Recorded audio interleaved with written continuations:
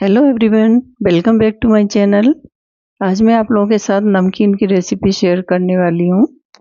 इसे आप घर पर आसानी से बना सकते हैं। खाने में भी ये बहुत ही ज़्यादा टेस्टी होता है। अभी त्यौहार भी आने वाले हैं। त्यौहार के समय हमें घर में ऐसी कुछ ना कुछ चीज़ बनाकर रखनी होती है। ऐसे भी आप इसे बनाकर घर में रख सकते हैं। शाम की छोटी मोटी भूख हो या टी टाइम स्नैक्स के लिए इसे बनाकर आप रख सकते हैं। रेसिपी शुरू करते हैं। मिक्सचर बनाने के लिए मैंने यहाँ पर थोड़ी बादाम, काजू, मूंगफली, दाली जिसे बेंगल ग्राम भी बोलते हैं, इन सभी चीज़ों की मात्रा आप अपने हिसाब से कम ज़्यादा कर सकते हैं। 1 कप मैंने पोहा लिया है। ये वही पोहा है जिससे हम पोहा बनाते हैं।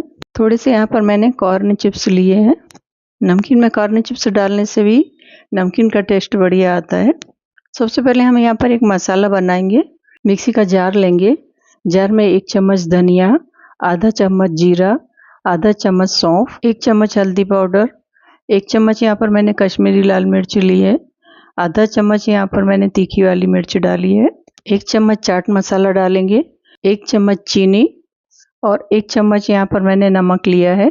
नमक आप अपने स्वाद के अनुसार डाल सकते हैं। अब यहाँ पर हम जार का ढक्कन बंद कर इसे पीस लेंगे।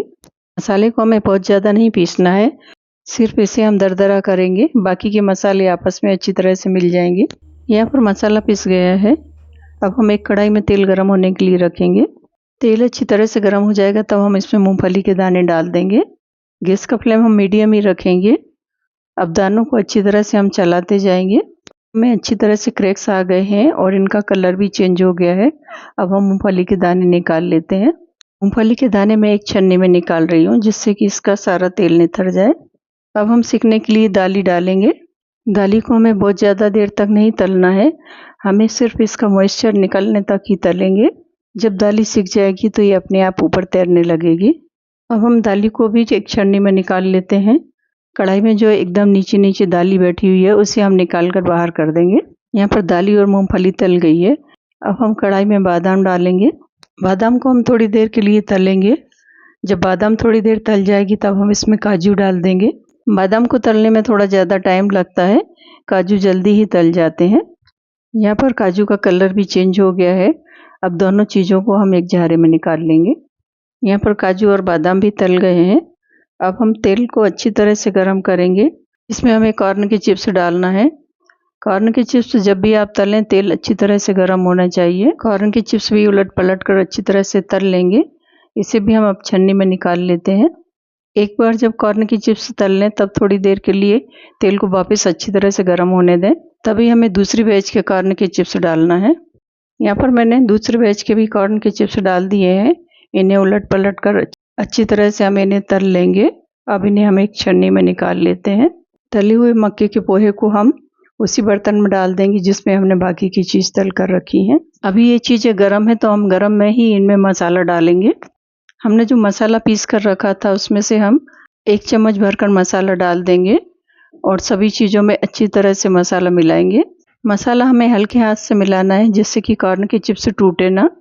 इन्हें थोड़ा हम टॉस कर सकते हैं। यहाँ पर मसाला अच्छी तरह से मिल गया है। अब हमें पोहे तलना है। पोहे तलने के लिए तेल को हमें वापस अच्छी तरह से गर्म करना है। एक छन्नी में हम पोहे डालेंगे। अब छन्नी को हम तेल में रख कर झारे से उलट पलट कर पोहे को तलेंगे। यहाँ पर पोहे तल गए हैं। अब हम छन्नी को थोड़ा सा तिरछा कर देंगे जिससे कि इसका तेल निथर जाए। पोहे को अब हम एक दूसरे बर्तन में निकाल लेंगे। अब दोबारा छन्नी में मैं पोहे डाल रही हूँ। छन्नी को कढ़ाई में रख देंगे। छन्नी तेल में अच्छी तरह से डूबी हुई होना चाहिए जिससे कि हमारे पोहे अच्छी तरह से तल जाएं। अब पोहे को चम्मच से उलट पलट कर अच्छी तरह से तल लेंगे। यहाँ पर दूसरी बैच के पोहे भी तल लिए हैं। इसे भी हम तिरछा करके इसका तेल निथार देंगे। अब इन पोहे को भी हम उसी बर्तन में रख देंगे जिसमें हमने पहले पोहे तल कर रखे हैं। इसी तरह से आप बाकी के पोहे भी तल सकते हैं। अब हम यहाँ पर कड़ी पत्ता तल लेंगे। कड़ी पत्ता को भी हम छन्नी में डालकर ही तलेंगे। कड़ी पत्ता को छन्नी में डालने के बाद इसे चम्मच से उलट पलट कर तल लेंगे। तले हुए कड़ी पत्ता को हम पोहे के साथ ही डाल देंगे। अब पोहे में हम मसाला मिलाएंगे। यहाँ पर मैंने 2 चम्मच भरकर मसाला डाला है।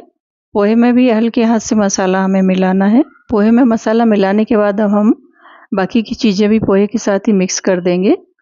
अब सभी चीज़ों को हम अच्छी तरह से मिला लेंगे। इस तरह के नमकीन में यदि आप कुछ खट्टा मीठा चाहते हैं तब आप इसमें थोड़ी सी टाटरी डाल सकते हैं। टाटरी से नमकीन में थोड़ा सा खट्टेपन का स्वाद आता है। यहाँ पर नमकीन बनकर तैयार हो गया है। अब नमकीन को हम एक बरनी में भर देंगे। इस तरह का नमकीन 1 महीने तक खराब नहीं होता है। आप इसे बनाकर रख सकते हैं। इससे आप शाम को टी टाइम स्नैक्स के लिए रख सकते हैं। बच्चों को टिफिन में भी दे सकते हैं। आप यदि कहीं सफ़र पर जा रहे हैं तब भी आप इस तरह का नमकीन बनाकर ले जा सकते हैं। फ्रेंड्स, इस तरह का नमकीन आप भी बनाइए और अपना फीडबैक मेरे साथ शेयर करिए। कैसी लगी आज की नमकीन की रेसिपी? रेसिपी अच्छी लगे तो लाइक और शेयर करें। चैनल पर नए हैं तो सब्सक्राइब करें। फिर मिलेंगे एक नए वीडियो के साथ। Bye bye.